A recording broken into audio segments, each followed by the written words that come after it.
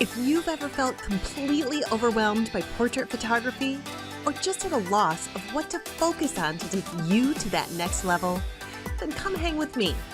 I help guide portrait photographers just like you to stay clear and sharp in camera and with your goals. I'm your host, photographer, educator, and weirdly positive mama of four, Emily Supio. And this is the Stay Focused podcast. Photography advice to help you stay focused. Well, hey, you guys, and Happy New Year. I'm Emily Supio, and thank you so much for pressing play on today's episode of the Stay Focused podcast. Today, I have Luci Dumas on the show, who's going to be joining us in just a few moments. Now, the thing I love about Luci is that she has been in the photography space for a very long time. So if in the new year, your goal is to start making a little side money with photography, or maybe even evolve into something bigger, this is an episode you'll definitely want to listen to. Now, if you're wondering where you know that name from, a couple weeks ago, I was on Luci's podcast, The Profitable Photographer. So you just may have caught that episode a couple weeks ago. Now, Luci is full of knowledge when it comes to marketing. And in today's episode, she's going to be talking about something called passive marketing and why it's the go-to marketing strategy for most new photographers, but not really the most successful strategy. So we're going to explain a little bit about that and what you should be doing. Before I bring Luci out, though, I do want to remind you, welcome you, and invite you to learn your camera. So if you're listening to this right now thinking, yes, I'd love to make side money, I'd love to hear these marketing strategies, but I've got to learn my camera first, then I invite you to my free online masterclass, the 4-step framework to confidently shooting beautiful portraits. You can register for that right now at cozyclicks.com/framework. That exact link will also be in the show notes page, or it will be linked up directly below whatever podcast platform you're listening from. So if you're on YouTube right now, it's down in the description. If you are listening on iTunes or Spotify, it's down in the description. Just click that and get your year started off right by learning how to use your camera so that you feel confident. All right, you guys, let's get into the show and let me bring out Luci Dumas. All right, Luci, I'm super excited to see you again. Can you introduce yourself to my audience and tell them who you are and what you do? Yeah, so I'm excited as well. I loved our conversation on my podcast, which is The Profitable Photographer, for people who are ready to take their show on the road. And your episode was very popular on my show. So I'm Luci Dumas. I've been a full-time photographer for over 30 years. I also, in the last 8, have also, let's say that twice, been doing business coaching as well as the podcast for the last 3 years. My specialty, I'm kind of the baby whisperer. So if you have any questions about photographing children, Emily, that's my jam. I did weddings for 10 years, and then I switched to kids, and then a lot of family portraits because, of course, children come with families. I live in San Diego. It's chilly here today, believe it or not, in San Diego. So I've got my cozy scarf to go with Cozy Clicks. Well, perfect. I like that. And now, Luci, I know you know your stuff. You have been around in the photography world for so long, but what I want to do today when I chat with you is I want to take you back in time a little bit. I want you to kind of rewind the clocks. Yes. Wayback Machine. Yes, the Wayback Machine. And I want you to think about when you were first starting to take pictures, because I know a lot of people that listen to the show are newer photographers, or, they've just started kind of dabbling around with photography, and maybe they have some bigger goals for themselves, but they're new to this world and you are not anymore. So I know they can learn from you. So can you remember back to some of your mistakes that you made in the beginning that now looking back, were mistakes that you see people making now? Maybe, 1 or 2 big mistakes that you made? So, mistakes in starting a business or in photography? Either. Okay. Well, so my story of how I got into photography is pretty much like a lot of people. I was always an artist at heart and trying different mediums. I always had a junky camera. And then the first time I had a 35 millimeter in my hand and realized that all of the beauty and all of the things I saw in the world, I could actually capture rather than just thinking, oh, I wish I could capture that. And then it became an obsession. And then a recession hit, and I'd had a contract for a little business in the airport. And because of the recession, that contract was canceled. And so suddenly I was unemployed. Some people said, oh, you should be a photographer. Some people said, that's stupid. It's too competitive, especially back then. It was a man's world. And so a woman on her own going into this business, I didn't get a lot of support. But I had this burning understanding that I could do this, that I was meant to do this. So there were not people to help me in the way there are now to learn business. So I guess my theme is mistakes in the beginning. I'm a natural salesperson, and because I was editor in my yearbook and just always very visually oriented, my photography was quite good from the start. Not like where it is now, of course, let's hope. But I didn't study marketing. I didn't study business. And I didn't hire a coach. Now, there weren't coaches like there are now to help us fast track. But, someone was like, I love photography, but I think I want to make money at this. I would read every book on marketing and sales. Of course, I'd hire a coach, but I would get more help. So that's what I have to say about that.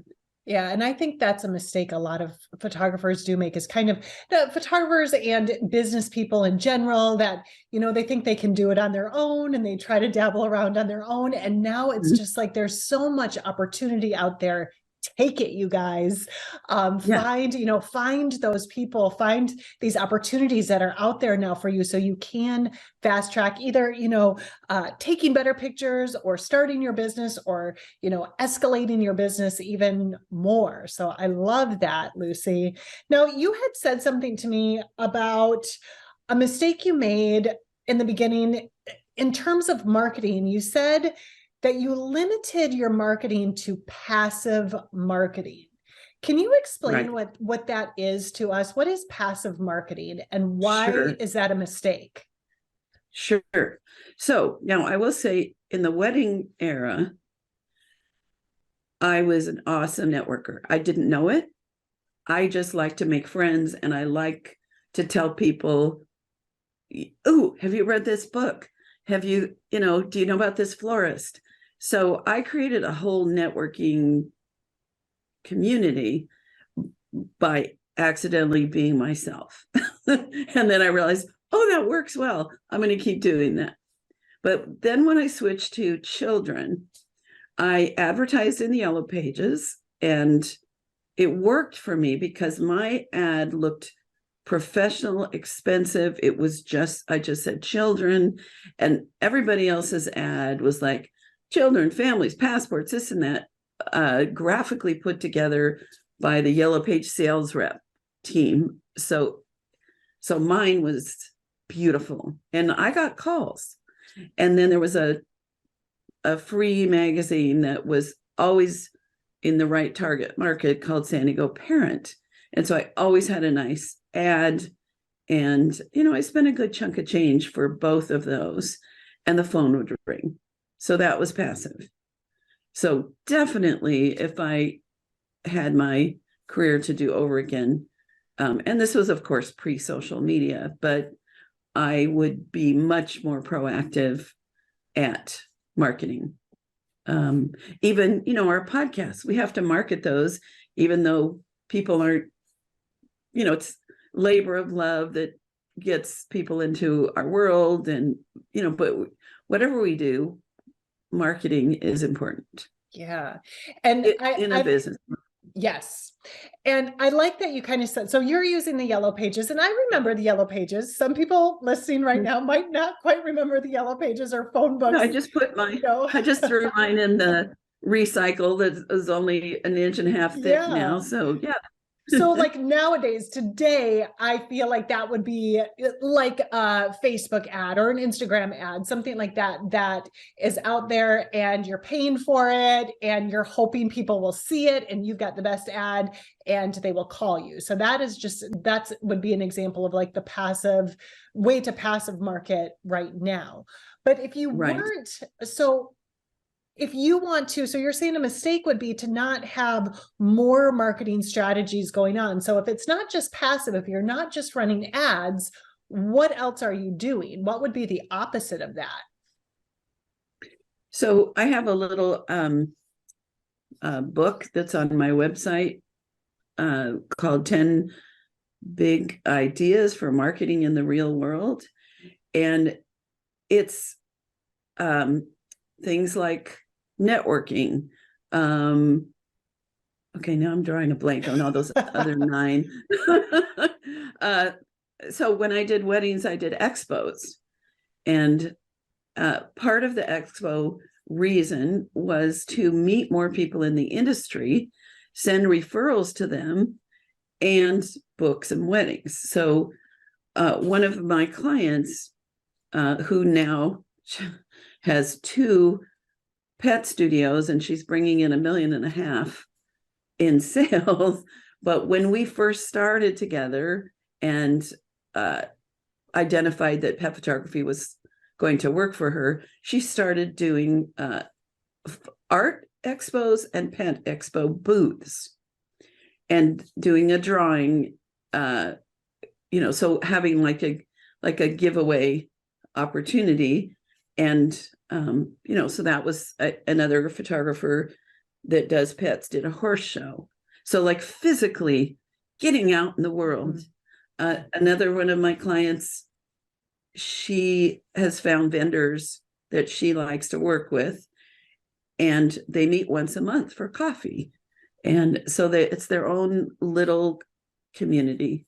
So thinking about getting out of the house, don't just sit there on your computer and call it marketing. And especially don't just get SEO, search engine optimization, and that's it. So I'm drawing a blank on the other. I think I told you 4, but no, and those are all, those are all good. And I think that's what's missing in a lot of new business owners, a lot of new photographers, even if, you are just at the stage right now where you're thinking about making some side money, or you're thinking about wanting to grow it, you have to realize that, yes, there are those Facebook ads and there is that passive income, but then you've got to get creative. And you said it really great, Luci. You said you got to get out from behind your computer. Like it's easy to get, stuck behind your computer and do a lot of busy work and do things that will, take up all of your time, but really making those connections to real people and finding ways to market yourself that you're face to face with somebody, or you're being creative, or you're really doing something combined, all those things. I think you are so point on with that. And I loved your examples of some things your clients have done too. So I think that is huge right now. And that if you guys take anything away from it today, get off your computer and go find someone to connect with, someone that is connected to your business or would help your business grow, or that you can make a connection with. And that right there will kind of get the ball rolling and the ball started for you with unpassive income. I'm trying to think. I know there's a word for the opposite of passive, and it's just not coming to me. Active. Yes. Active. Well, and one other thing is, if your goal and desire is to create beautiful photographs, most people get out of their chair and go do that too.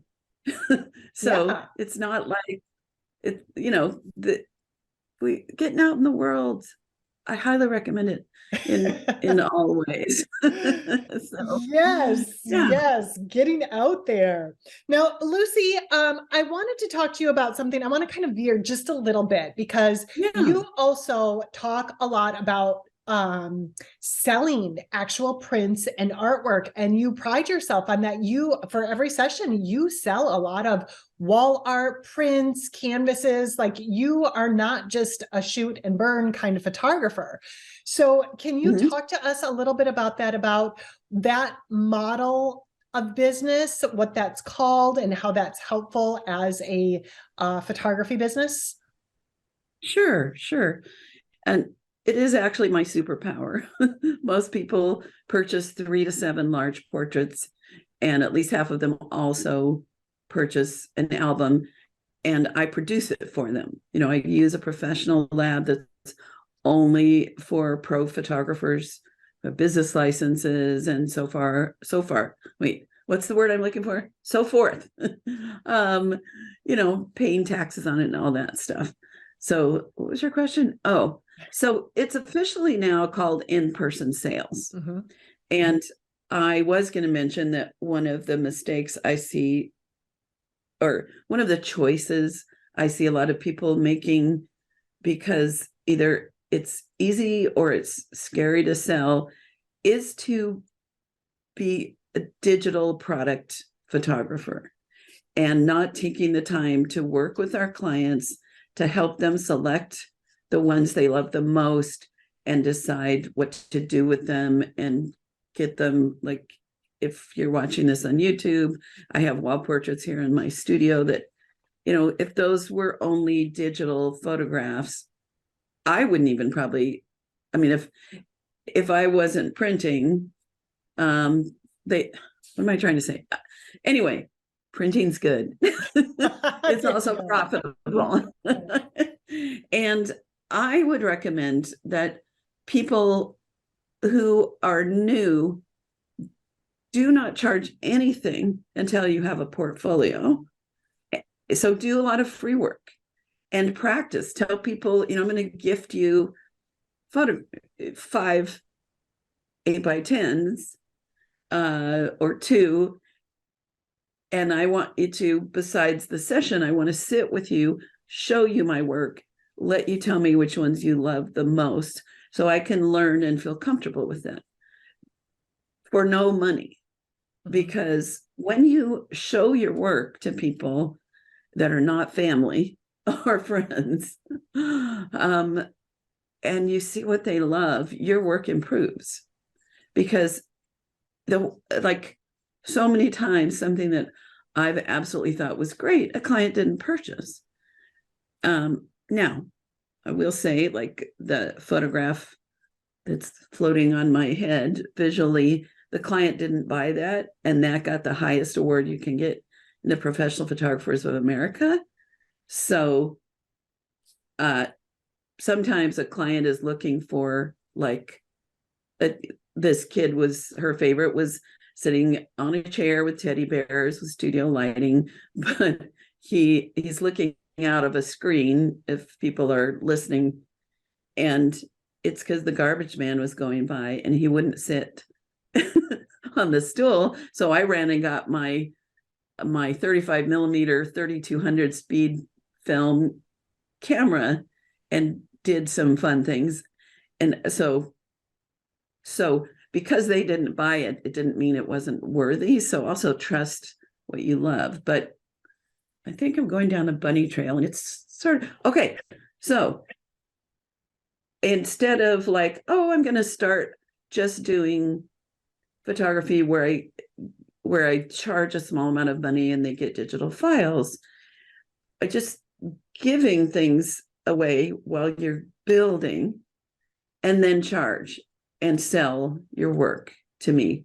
Because it's like, if you want to get to Hawaii, which is like, if you want to be highly profitable and successful, you don't book a flight to Phoenix. You start planning for Hawaii, right? So you'd have to backtrack if you went to Phoenix. and hung out there for a long time, it'd be like, I still want to get to Hawaii. So yeah, so that's my suggestion, is learn how to sell. And there's so much joy. The first time I remember creating something and selling it, I walked around the block, I was maybe 7, picked my neighbor's flowers. I was allowed to walk around the block, but not cross the street. So I didn't know I was stealing flowers. I thought God put flowers in people's yards. And then I made little bouquets, and I walked back around and I sold them to them. And so it wasn't just creating the beauty, but it was also the fun of meeting people and getting money and all of that. So, but at the same time, now I'm doing more coaching than photographing, and I still get great satisfaction out of the joy of photographing. So we don't always have to make money at it, but if somebody wants to, sell your printed work so people can inherit those images, so that every day a child can see how much they are loved because they see that portrait on the wall. Every day when you just want to strangle your husband and you see that beautiful wall portrait of your engagement or your wedding, it's like, oh, that's right, I love this man. There's just so much value in even not even, but people put photographic art on the walls. It's beautiful. Our work needs to be in the world where we can see it all of the time, and not in a little computer. This is my belief anyway, in a digital format that may or may not disappear at some point. I love that. That's my soapbox. I love it. And now, Luci, I know of several times throughout our chat today, you mentioned that you do coach new photographers and photographers that have been at it in business for a while too. Do you have any offers, or do you have anything, if people want to work with you, where can they find you and where can they find the offers that you have? Sure. So Luci Dumas, say my name right, Luci DumasCoaching.com, and Luci is spelled with an I, and you can get in touch with me. You can find a link to my podcast, and I would love to offer 6 complimentary strategy sessions. So if you are someone as a listener that is thinking, you know what, I'm really ready, or I've been doing this on my own for a long time and I need help, I'd love to do this strategy session for you. We're going to take a deep dive into your dreams, into your strengths, what's holding you back, and then I'll give you some recommendations of where I suggest you go next. So you can either just email me, or you can find me on Facebook, LuciIDumas. So the email is luci@lucidumas.com. You can go to my website, contact me there. So just give me a shout out. And if you're listening to this a year later, I frequently will open up my schedule for some of these gift strategy sessions. So feel free to connect with me later instead of like, wah, wah, wah, too late.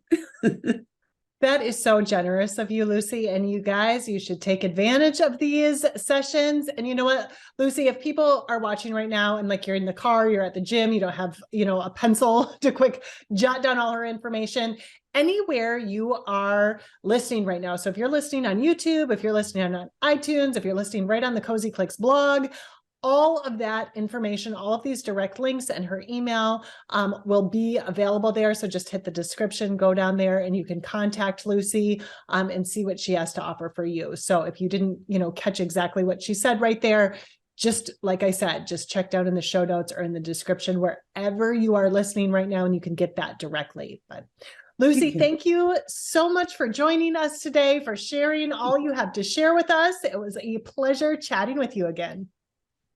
Same.